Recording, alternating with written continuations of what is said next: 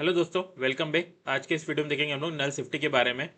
But उससे पहले हम लोग देख लेते हैं रन टाइम एरर और कंपाइल टाइम एरर में क्या डिफरेंस होता है और कैसे null safety run time errors को हैंडल करने में मददगार साबित होती है। अब सभी ने कभी न कभी ये एरर तो देखा ही होगा कि आप किसी ऐप को यूज़ कर रहे हो और वो चलते चलते स्टॉप हो गया।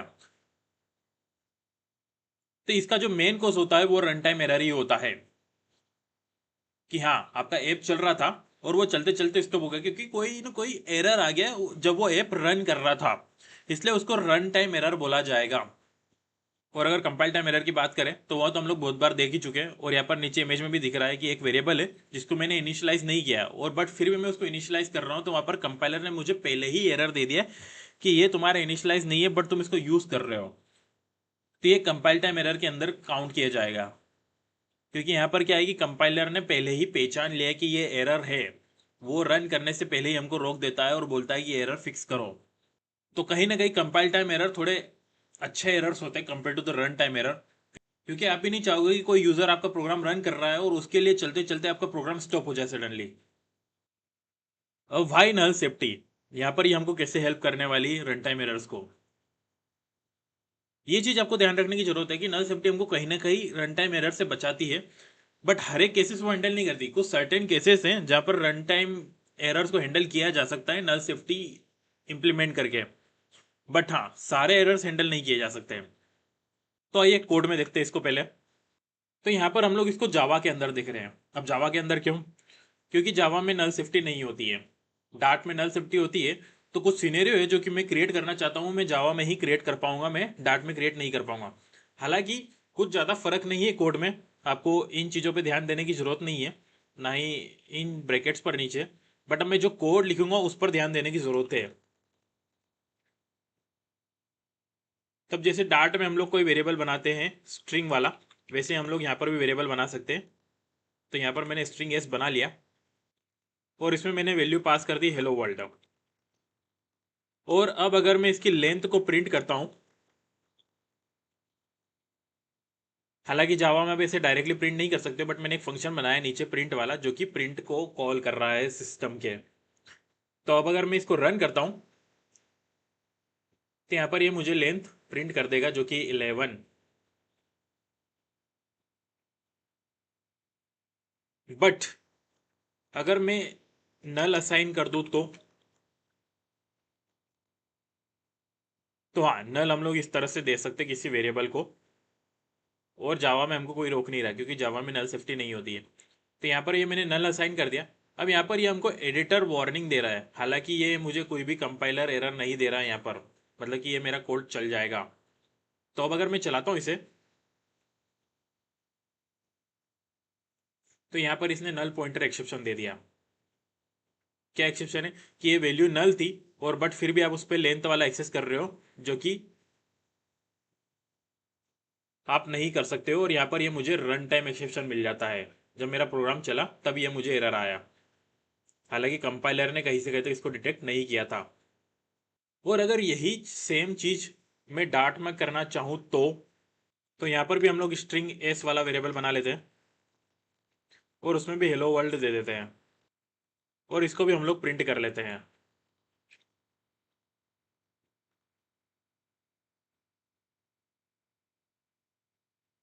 इससे रन करना पड़ेगा मुझे। तो यहाँ पर हेलो वर्ल्ड प्रिंट हो गया। अब जैसे मैंने जावा वाले कोड में नल दिया तो यहाँ पर भी मैं नल देता हूँ। तब यहाँ पर देखो, क्योंकि हमारे डार्ट में नल शिफ्ट है तो इसने ये मुझे यहाँ पर रोक ही दिया कि आप नल वैल्यू असाइन नहीं करते हो स्ट्रिंग वाले वेरिएबल में। बट वो जावा में मुझे कुछ ऐसा एरर नहीं दे रहा था। तो ये नल सेफ्टी का फ़र्क है कि यहाँ पर उसने नल को ऑलरेडी पहचान लिया और उसने मुझे कंपाइल टाइम पर ही एरर दे दिया, ना कि रन टाइम पर एरर दिया जो कि मुझे इसको चला करके मिला था यहाँ पर। तो आप समझ ही गए होंगे कि अब नल सेफ्टी क्यों इंपॉर्टेंट है। और इसको कहीं ना कहीं $1 बिलियन मिस्टेक भी बोला गया है। ये अराउंड 1965 में इंट्रोड्यूस किया गया था। जब उसको इंट्रोड्यूस किया जाता था तो ये एक छोटी सी चीज़ मानी गई थी, बट लेटर ऑन ये इतनी बड़ी चीज़ हो गई कि इसको $1 बिलियन मिस्टेक के अंदर काउंट किया जाने लगा। अब इस वीडियो के अंदर हम लोग देखेंगे सेफ नेविगेशन ऑपरेटर के बारे में, डिफ़ॉल्ट नल अवेयर ऑपरेटर के बारे में, फॉलबैक असाइनमेंट ऑपरेटर के बारे में, नल असर्शन ऑपरेटर के बारे में, और कुछ और ऑपरेटर्स होते हैं हमारे जिनको हम लोग अपकमिंग वीडियोस में वन बाय वन देखते जाएंगे रिस्पेक्टिव जगह पर, बट फिलहाल के लिए 4 ऑपरेटर ही देखना है और ये 4 ही मेनली ज़्यादातर यूज़ होते हैं, बाकी सारे बहुत rare out of rare scenarios में यूज़ होते हैं। तो आइए मूव करते कोड एडिटर पर वापस। इसको हटा देता हूँ मैं, ये वाला ले आता हूँ और अब मैं ये सिनेरियो बैठा देता हूँ।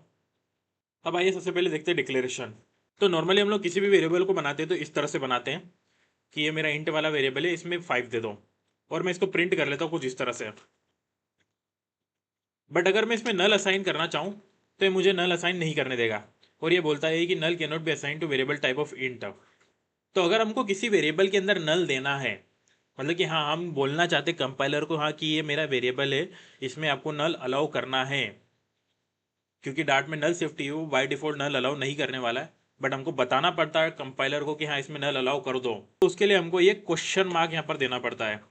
किसी भी वेरिएबल टाइप के साथ क्वेश्चन मार्क दे दो तो वो वाला वेरिएबल नल वैल्यू को एक्सेप्ट कर सकता है। जैसे यहाँ पर अब हमारा एरर आना बंद हो गया। तो अब अगर मैं इसको रन करता हूँ तो हमारा आउटपुट में आने वाला है नल, क्योंकि ये हमारा नल है। और अगर मैं इसको हटा दूं और फिर से रन करता हूं तो हमारा 5 आ जाएगा, क्योंकि अब फिलहाल उसमें वैल्यू 5 है। तो ये तो हमारा डिक्लेरेशन का फर्क हो गया, केवल आपको क्वेश्चन मार्क देना है और वो नल वैल्यू एक्सेप्ट कर पाएगा।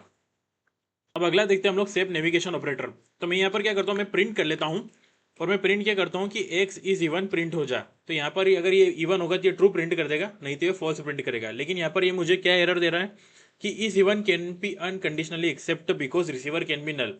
हमारा एक्स वेरिएबल क्या है वो नल हो सकता है, तो उसको हम लोग यहाँ पर कंडीशन लगा करके ही रन कर सकते, बिना कंडीशनली हम लोग रन नहीं कर सकते। यहाँ पर मुझे कंपाइलर एरर दे देगा। तो यहाँ पर मैं क्या कंडीशन लगा देता हूँ, ये लगा देता हूँ। तो इससे क्या होता है कि अगर हमारा वेरिएबल नल नहीं है तो वो इस इवन वाले कोड को चला देता है, और अगर हमारा वेरिएबल नल होता है तो वो यहाँ से नल रिटर्न कर देता है। थोड़ा मैं यहाँ पर मैसेज को अपडेट कर देता हूँ। अब चला करके देखते हैं हम लोग।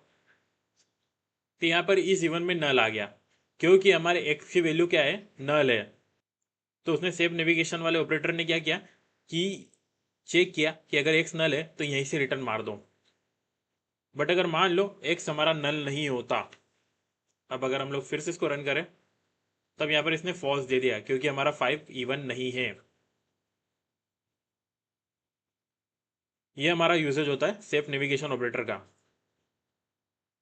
इसको नल अवेयर ऑपरेटर भी बोला जाता है।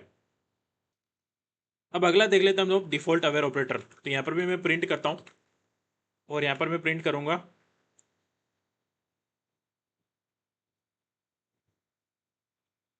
अगेन इज इवन, बट यहाँ पर 2 लगा देते ताकि हमको डिफरेंस क्लियर दिखे। और सेम हम लोग करेंगे, बट अब इस बार मैं नहीं चाहता हूँ कि मैं इस तरह से कुछ करूँ और हमारा आउटपुट में नल आए। अगर कोई वेरिएबल नल है तो वो डेफिनेटली इवन नहीं है। तो इंस्टेड ऑफ दिस मैं क्या करता हूँ कि मैं यहाँ पर ये नल अवेयर ऑपरेटर लगा देता हूँ और यहाँ पर मैं फॉल्स भेज दूंगा। इसका काम ये क्या कर रहा है कि यहाँ से अगर ये एक्स नल आया तो इसको पूरी एक्सप्रेशन क्या मिल गई, नल मिल गई। और जब भी कोई एक्सप्रेशन नल मिलती है तो ये हमारा डिफॉल्ट नल अवेयर ऑपरेटर क्या करता है, इसके बाद वाली वैल्यू रिटर्न कर देता है। तो यहाँ पर क्या हो रहा होगा कि उसको एक्स मिला, ये पूरी एक्सप्रेशन नल हो गई इनडायरेक्टली, और इस वाले ऑपरेटर को ये नल दिखा तो उसने ये दे दिया हमको। रन करते हैं हम लोग। तो यहाँ पर देखो इज इवन, यहाँ पर फॉल्स आ गया बट ऊपर नल आया है। इसको हम लोग और भी सिंप्लीफाइड करें तो ये कुछ इस तरह से काम करता है कि अगर उसको नल मिला तो वो इस वाली साइड आ जाएगा, और अगर उसे नल नहीं मिला, मान लो ए बी सी, तो वो इस वाली साइड नहीं आएगा। और उसने उसको ग्रे आउट कर ही दिया क्योंकि वो अनरीचेबल कोड है। तो ये काम होता है हमारा डिफॉल्ट नल अवेयर ऑपरेटर का। अब अगला है हमारा फॉलबैक असाइनमेंट ऑपरेटर। तो ये क्या होता है कि जैसे हमारा डिफॉल्ट वाला क्या है कि डिफॉल्ट वैल्यू रिजल्ट कर देता है, ये उसका कहीं ना कहीं शॉर्ट एंड है। कैसे, जैसे मैं क्या करूँगा एक्स 5, तो हमारा डिफॉल्ट नल चेक ऑपरेटर हो गया कि अगर एक्स नल है तो ये वाली वैल्यू दे दो, नहीं तो एक्स वाली वैल्यू दे दो। और अगर हम लोग इसको नीचे प्रिंट लगा लेते हैं तो यहाँ पर हमारी एक्स की वैल्यू प्रिंट हो जाएगी। अब जो कि मेरी एक्स की वैल्यू नल है, बट यहाँ पर 5 आ गया क्योंकि हम लोगों ने डिफॉल्ट वाला ऑपरेटर लगा दिया और उसमें वैल्यू असाइन कर दी। अब इसको कहीं ना कहीं मैं शॉर्ट एंड कर सकता हूँ इस तरह से, डबल क्वेश्चन मार्क, और यहाँ से इसको हटा दो। तो ये वही करेगा जो अभी हमारा एग्जिस्टिंग कोड कर रहा था। रन करते हैं हम लोग, तो यहाँ पर ये देखो 5 आ गया। तो ये केवल शॉर्ट हैंड है इस पर्टिकुलर ऑपरेशन का।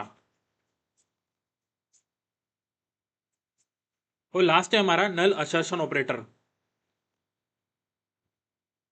इसको प्रिफर नहीं किया जाता यूज करना कहीं से कहीं तक, क्योंकि ये नल सेफ्टी को अवॉइड करता है। ये बोलता है कि हाँ मुझे पता है मैं क्या कर रहा हूँ, बट मुझे फिर भी करने दो। जैसे कि यहाँ पर देख लेते हम लोग, एक वेरिएबल में बनाता हूँ y, जिसमें मैं नल वैल्यू वैल्यू डाल देता हूँ, ये नलेबल रहेगा। और यहाँ पर मैं y को यूज़ करता हूँ जैसे हम लोगों ने ऊपर किया था। अब यहाँ पर ये एरर आ रहा है, ये चलने तो नहीं देगा। तो यहाँ पर मैं ये असर्शन डाल देता हूँ कि हाँ मुझे पता है मैं क्या कर रहा हूँ, बट फिर भी मुझे इस कोड को चलाना है। फिर भी अगर हम लोग इसको चलाते हैं तो यहाँ पर मुझे एरर आने वाली है, नल ऑपरेटर, नल चेक ऑपरेटर यूज होना नल वैल्यू। तो ये एक तरह से नल सेफ्टी को अवॉइड करने वाला है कि हाँ हम लोग कंपाइलर को फोर्स कर रहे हैं कि यहाँ पर नल सेफ्टी को इग्नोर कर दो। इसको प्रोहिबिट किया जाता है कोड में यूज़ करने से। कहीं आप कुछ टेस्टिंग वगैरह कर रहे हो तब इसको यूज़ कर सकते हो, डेट्स इट। तो यही हमारे नल सेफ्टी के वीडियो में। यहाँ तक बने रहने के लिए धन्यवाद। वीडियो को लाइक करें, शेयर करें, चैनल को सब्सक्राइब करें।